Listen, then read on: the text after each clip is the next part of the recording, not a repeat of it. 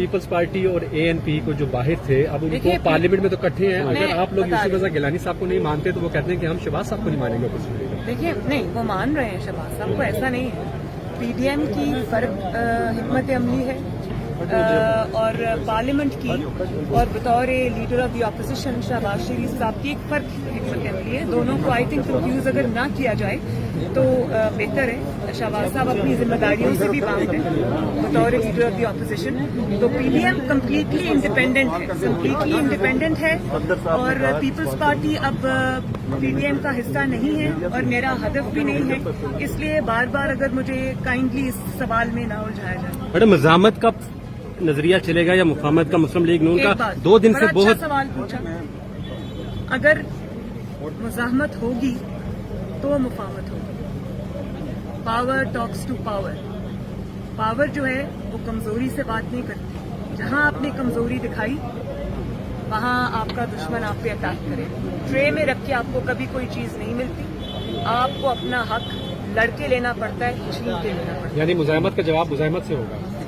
مزاحمت کا جواب اگر مزاحمت نہیں بھی ہو رہی تو ہم عوام کے حقوق کے لیے جو جدوجہد کر رہے ہیں اور ان کے رائٹس کے لیے جو جدوجہد کر رہے ہیں. آپ صحافی حضرات پہ حملے ہو رہے ہیں, آپ کو دن دہاڑے گولیاں ماری جا رہی ہیں, آپ کے گھروں پہ میں گھس کے اٹیک کیا جا رہا ہے. تو عوام جو ہے وہ مہنگائی کی چکی میں پس رہی ہے. پوری دنیا میں ملک بدنام ہو کے رہ گیا. تو اگر جو ایک انٹیگریٹی کے ریپوٹیشن کے حامل جو ججز ہیں ان پہ اٹیک ہو رہا ہے, جیسے جسٹس قاضی فائز عیسیٰ صاحب ہیں, جیسے جسٹس شوکت عزیز صدیقی صاحب ہیں, تو ہم تو ان سب کا مقدمہ لڑ رہے ہیں اور یہ لڑنے سے ملے گا.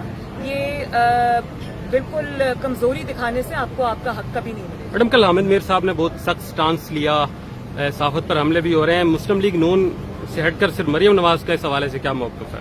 دیکھیے میرے دل کو بہت تکلیف پہنچتی ہے جب سچ بولنے کی سزا, سچ لکھنے کی سزا, ٹی وی پہ سچ کہنے کی سزا صحافیوں کو دی جاتی ہے. اور میں آپ سب کو خراج تحسین پیش کرتی ہوں اور دل کی گہرائیوں سے میں آپ کے ساتھ ہوں کہ آپ نے اس جبر کے ماحول میں حق کی آواز اٹھائی, سچ بولا, تو آپ لوگ سلام کے مستحق ہیں. اور اس قسم کے ماحول میں جو ہے اس طرح کی آواز اٹھانی کوئی چھوٹی بات نہیں.